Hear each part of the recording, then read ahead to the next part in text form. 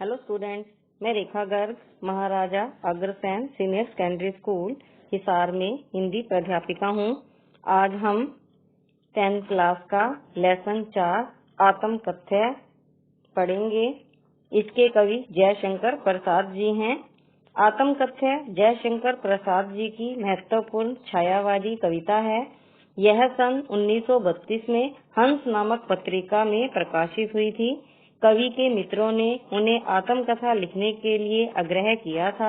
उसी आग्रह के उत्तर में प्रसाद जी ने यह कविता लिखी थी। अब हम इस कविता के सरलार्थ करेंगे।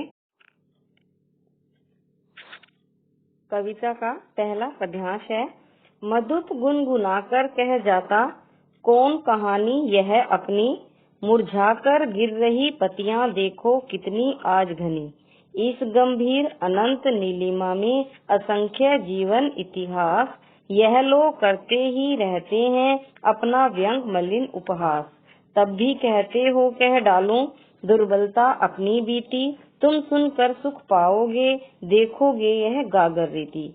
पहले हम इसके शब्द अर्थ करेंगे।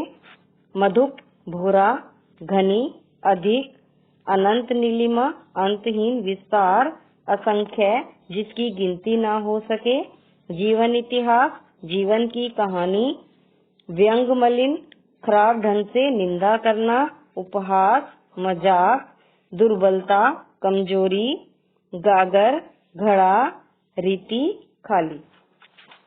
अब हम इस पद्यांश का प्रसंग करेंगे। प्रसंग में हम लिखेंगे।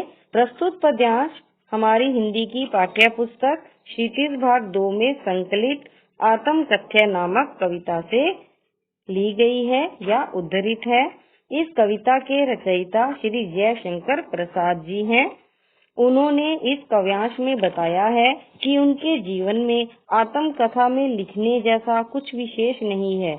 उनका मत है कि उनके जीवन में ऐसी कोई सुंदर घटनाएं या कोई उपलब्धि नहीं है जिन्हें सुनकर या पढ़कर पाठक सुख या आनंद को प्राप्त कर सके। अब हम सरलार्थ करेंगे। मधुप गुनगुनाकर कह जाता कौन कहानी यह अपनी। कवि कहता है कि उसका मन रूपी भंवरा गुनगुनाकर कह रहा है कि अपनी ऐसी कौन सी कहानी है जिसे लिखकर दूसरों को बताया जाए। मुरझाकर गिर रही पत्तियां देखो कितनी आज घनी।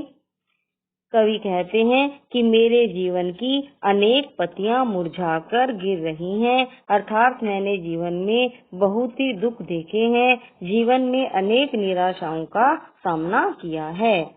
इस गंभीर अनंत नीलिमा में असंख्य जीवन इतिहास जीवन की कहानी, अनंत नीलिमा अंतहीन विस्तार, यह लोग करते ही रहते हैं अपना व्यंग मलिन उपहास मजाक। कवि कहते हैं कि इस विशाल और गहन नीले आकाश पर मैंने असंख्य लोगों को अपने जीवन के इतिहास लिखते हुए देखा है। ऐसा लगता है मानो वे स्वयं अपनी बुराइयां करके अपने ही जीवन पर कटाक्ष कर रहे हों और अपना ही मजाक सबके सामने उड़ा रहे हों। तब भी कहते हो कह डालूं दुर्बलता अपनी बीती, दुर्बलता कमजोरी। कवि अपने मित्रों से पूछता है जो उसे आत्मकथा लिखने के लिए कहते हैं कि ऐसा जान लेने पर भी क्या तुम मुझसे चाहते हो कि मैं अपने जीवन की कमजोरियों को बता दूं? तुम सुनकर सुख पाओगे देखोगे यह गागर रीति। कवि कहते हैं कि कहीं ऐसा तो नहीं तुम मेरे जीवन की खाली गागर देखकर तुम्हें सुख प्राप्त होगा। कवि के कहने का भाव यह है कि मेरे जीवन में दुखों और अभावों के अतिरिक्त कुछ नहीं है जिसे मैं दूसरों के सामने व्यक्त कर सकूं। अब हम इस पद्यांश क्या विशेष करेंगे। कवि ने अपने हृदय की पीड़ा को आत्मकथात्मक शैली में प्रकट किया है और माना है कि उसकी दुख भरी कहानी सुनने सुनाने के योग्य नहीं है।